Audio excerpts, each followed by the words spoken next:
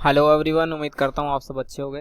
तो दोस्तों, काफ़ी सारी वीडियोस और जो सुनने में आ रहा है कि भाई बस क्वेश्चन बैंक बदलने वाला है ये वो, तो मुझे लगा कि शायद इस पे एक वीडियो जो बनती है और जल्दी से वीडियो ख़त्म करेंगे। कोई यहाँ पे वो नहीं है कि व्यूज़ कमाने। तो चलिए, ये आप देख सकते हैं, आया था वो प्रपोज़ल, सब तक देख ही लिया होगा। उसके बाद मैं बात करूँ कि सबसे पहले जो मेन बच्चों का डाउट है, यार कब तक आप सीजीएल तो नहीं कहीं ये करा लेंगे। तो भाई देखो, ये यहाँ पर 12वें पॉइंट में यहाँ पर देखोगे कि 30/11 से तो पहले पहले कुछ हो ही नहीं सकता। वैसे तो 30/11 तक भी नहीं, 30/11 के बाद में भी होने के चांस बड़े कम है और प्रोबेबली है कि 24 स्टार्ट के बाद ही कुछ काम हो पाएगा, क्योंकि ऐसा तो है नहीं कि वो सीधा काम शुरू करेंगे और अगले दिन से सवाल देना शुरू कर देंगे। ठीक है, बहुत सारी टेक्निकलिटीज़ होती हैं, सरकारी काम में आओगे तब पता लग जाएगा। ठीक है, तो फिलहाल सीजीएल वाले और जिनके 30/11 से पहले पहले हैं वो तो बेफिक्र रहें, आराम से अपना टीसीएस वाले दबाकर पेपर दो और कोशिश करो कि जल्दी से जल्दी जॉब ले लो। तो ये नहीं कह रहा हूँ कि कुछ बाद में जॉब जॉब तब भी लगेगी। हम बात कर लेते हैं कि बाद का क्या सिनेरियो रहेगा। देखो कि सबसे पहले तो ये बात समझ लो कि बहुत कम एजेंसी जो हैं वो बहुत कम एजेंसी हैं जो कि टीसीएस को रिप्लेस करने के लिए होंगी। मैं ये नहीं कह रहा हूँ कि टीसीएस रिप्लेस नहीं हो सकती, लेकिन कहने का मतलब ये है कि कोई भी जमीन अपनी सड़क से कोई भी कंपनी उठकर आकर और यहाँ पे क्वालिफाई नहीं कर सकती। ठीक है, तो जो पहले की जो कंपनी थी, जैसे सिफी के पास पहले भी वेंडर था, हो सकता है सिफी भी आ जाए।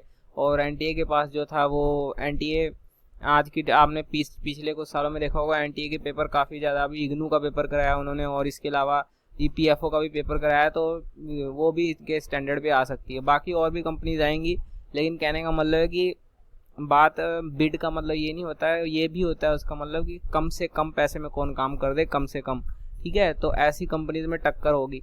तो अब देखना ये है कि कौन जो है क्वालिफाई करेगी, और एसएससी ने उसमें भी मेंशन किया है कि 2 से 3 एजेंसीज भी वो लोग रख सकते हैं।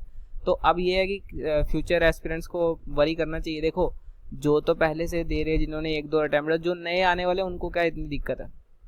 कहने का मतलब वो जो 1-2 साल से या 3 साल से लगे हुए थे उनके लिए तो दिक्कत हो सकती है, क्योंकि वो टीसीएस के पैटर्न में वो लोग अपने आप को फिट पा रहे थे। लेकिन अभी चलो चेंज होगा, तो ऐसा तो है नहीं कि बेसिक्स चेंज हो जाएंगे, बेसिक्स तो सेम रहेंगे। और दूसरी बात, टेंशन लेने की आपको बात ये नहीं है कि आपको जो भी करेंसी आएगी, जहाँ तक है अगर बड़ी कंपनी कोई भी आती है तो सबके आपको क्वेश्चन पेपर अवेलेबल है।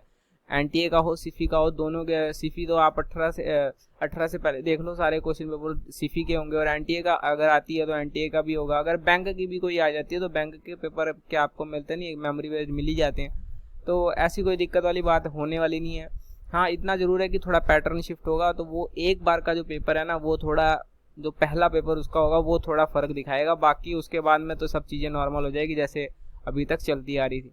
तो कोशिश करो कि जल्दी से जल्दी ले लो, टीसीएस के अंडर ले लो तो और बढ़िया है, क्योंकि पता है उसके बाद में तो थोड़ा चेंज होगा। हो सकता है एक बार एग्ज़ाम दो, थोड़ा ना अच्छा हो जाए, लेकिन अगली बार तो आप फिर उसके लिए अपने आप को एडजस्ट कर ही लोगे।